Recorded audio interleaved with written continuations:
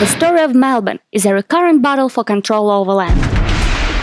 Two clans, those who stand to benefit from land development, and a succession of governments trying to produce and implement highly effective policies to the benefit of future generations. That our cities are a part of our greatest economic assets. Developers versus planners. The reasons why those two cannot coexist go back into the story of Melbourne settlement. While some of the Australian colonies were founded on the convict system, Melbourne was founded on land speculations.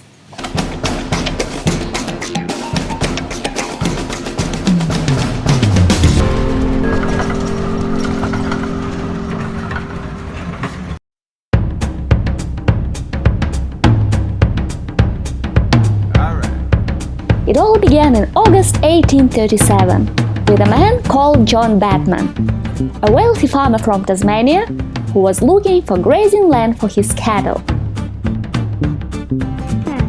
He reached the Yarra River and found that the territory of Melbourne looks like a good place for a settlement. Joy to the world, the Lord is come. But of course, there were already people living in Melbourne before then. The area was occupied by various Aboriginal tribes for 1,000 years long before John Batman and his friends came in. I was about 11 years old when Batman first visited Port Phillip Bay. I'll never forget it. Batman came in looking for country. They all went down to see Batman, old man and women and children. Berwick.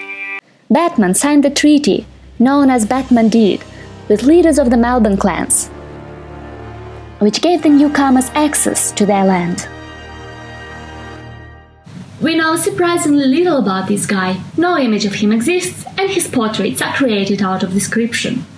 But even in his own time, people didn't speak highly of John Batman. While the first Australians thought they were making a new friend, Batman believed he has become an owner of some 6,000 acres of land, a village on the banks of the creek, which he decided to name Batman's Creek.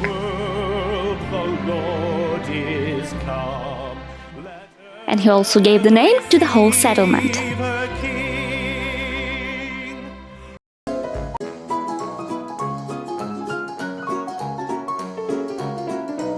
A few months later, Queen Victoria, after whom the state of Victoria is named, found out about what was happening and decided that a settlement would be named Melbourne, as an honor for the second Viscount Melbourne, British Prime Minister and the political mentor to the young Queen.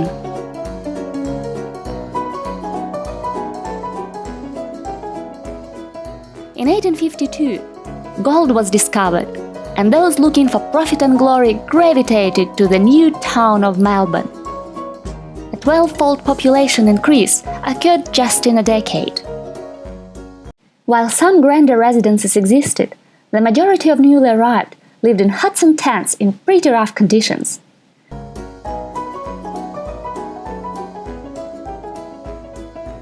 Well, people were there just to make some money, but very quickly they all did make a fair bit of money. They became incredibly wealthy people and started to acquire land at the remarkable rates. Land speculations and land scandals had been so widespread in Australian society of that time that they almost became a national hobby. Land purchased for £50 was selling for £20,000 just a couple of years later. Suburbanization followed. As early as in 1883, those who could move out of the city to the suburbs did so. They started to build suburbia houses and connect them by railway and tram routes. All of a sudden, suburban development and suburban living, Australian dream of spacious, low-density housing was possible. Since that time, Melbourne has traveled a long way.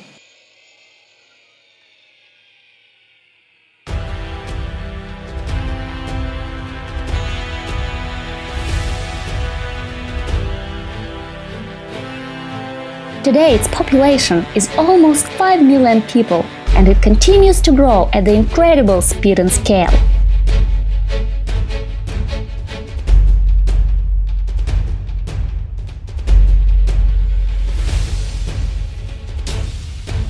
By 2050, the population of Melbourne is projected to double, making it the fastest growing city in Australia.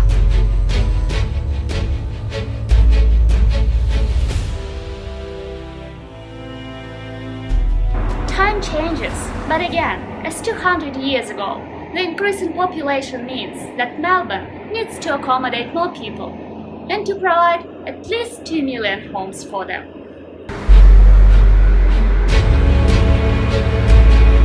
To manage the chaotic forces of growth in the crowded 21st century, Melbourne needs to choose smart directions. And how is it going to do so? Through conscious urban planning.